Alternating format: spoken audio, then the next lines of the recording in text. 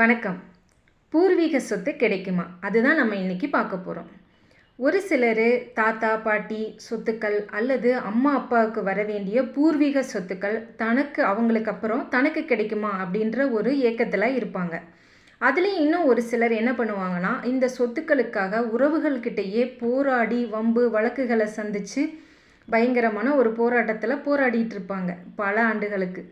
So இவங்களுக்கெல்லாம் என்ன அமைப்புகள் இருக்குது ஜாதக ரீதியாக அப்படின்னு பார்த்தோம்னா, நம்ம ஜாதகத்தில் லக்னத்திலிருந்து எண்ணி வரக்கூடிய 5ஆம் இடம் அப்படின்றது பூர்வீகத்தை குறிக்கக்கூடிய ஒரு அமைப்பு. அதனால் இந்த 5ஆம் இடம் மற்றும் 5ஆம் இடத்து அதிபதி இதை வச்சு தான் நம்ம சொத்துக்கள் கிடைக்குமா, பூர்வீக சொத்துக்கள் நமக்கு கிடைக்குமா அப்படின்னு பார்க்க போகிறோம்.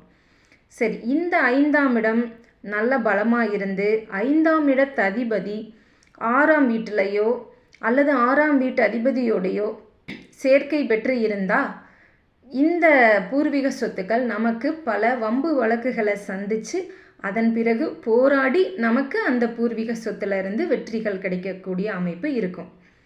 சரி, இன்னும் ஒரு சிலருக்கு பார்த்திங்கன்னா, இந்த 5ஆம் இடத்து அதிபதி பலவீனமாகி 5ஆம் பாவகமும் பலவீனமாகி அதன் பிறகு அந்த 5ஆம் அதிபதி 6ஓட இணைந்தோ பார்த்தோ சேர்ந்தோ இருக்கும் பொழுது பல போராட்டங்களுக்கு பிறகு பூர்வீக சொத்துக்களை இழக்க வேண்டியதும் வரலாம்.